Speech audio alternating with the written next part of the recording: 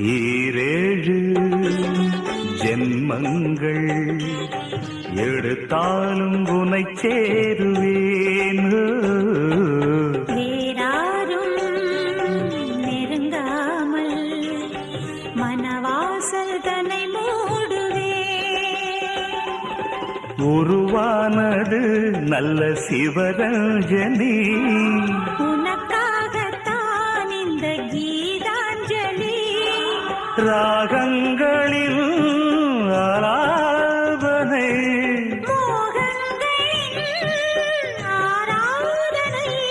உடலும் மனமும் தழுவும் பொழுதில் உருகும் ஒரு ஜீவன்தான் உன் பாடல்தான் ஓயாமல் இசைக்கின்றது.